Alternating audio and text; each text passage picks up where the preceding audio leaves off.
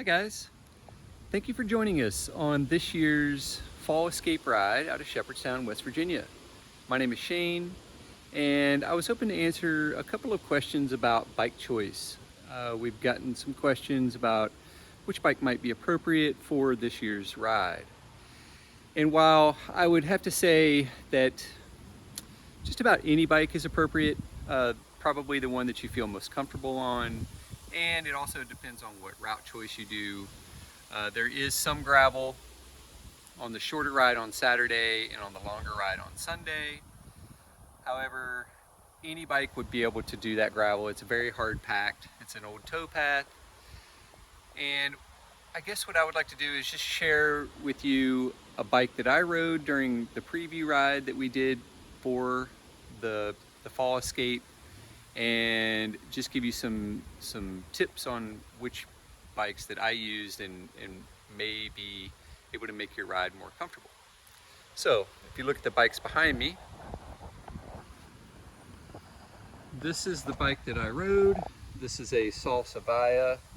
You can see that the tires they're not traditional road tires. They're a little bit beefier. I think that the little bit beefier tire helps with a couple of things. You get more cushion and less susceptible to small cracks and things like that that you might find on the road. Also, you'll notice on this bike there is a bag. We recommend that you use a bag or have some sort of way of carrying snacks and electronics and things like that. Additionally, a couple of water bottle holders for 2 water bottles. You can never have too much water. And lastly, you'll notice that there's a headlight and a rear light. We strongly recommend that you have both a front light and a rear light during the ride. Now, some of the details on these bikes. Again, the larger tire helps with cushioning some of the rougher stuff. And while most of the route is pavement, a lot of these roads are back country roads, and the pavement is uneven in a lot of spots, some gravel in some of the turns and whatnot. So even if you're not riding gravel, if you have a bike similar to this with bigger tires, I would recommend that. Additionally, this is another bike that would be great for this route. You can notice it's a drop bar bike. Again, 2 water bottle cages. There's a bag for snacks and electronics and things. The tires are a little bit beefier than traditional tires on a road bike, and would offer better traction, more cushion over the entire day ride.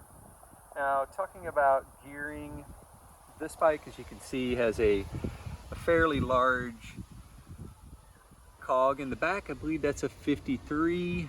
It's a 1x, so there's a single chainring up front.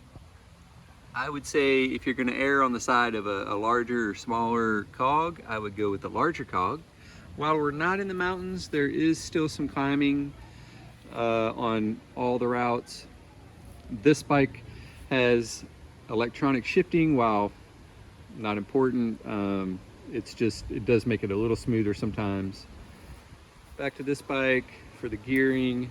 This is also a 1x setup, meaning it has a 1 chain ring up in front and multiple gears in the back. Now, I did ride this during the preview ride of this route, and this cog in the back, the largest ring, is a 36. And compared to the larger ring, I would say that while this was okay, there was some standing on the pedals during some of the climbs. And as you can see, this bike has a flat bar versus a drop bar. Either one is fine. I would say that in general, a bike that you're most comfortable with is probably going to be the bike to go with. If you can have a bike that has slightly larger tires, I think you're going to benefit from comfort, and it'll roll over things that you'll encounter in any condition during the ride. And then the gearing. If you have an option to have a little bit more climbing gear, I would recommend that as well. And I hope that clears up any questions. Oh, also the braking. Both of these brakes are equipped with disc brakes. Disc brakes have a lot more power and modulation than rim brakes. Again, the rim brakes will work if that's what your bike has. Just be mindful on some of the downhill and stopping. Hope this helps, and we'll see you soon. Thank you.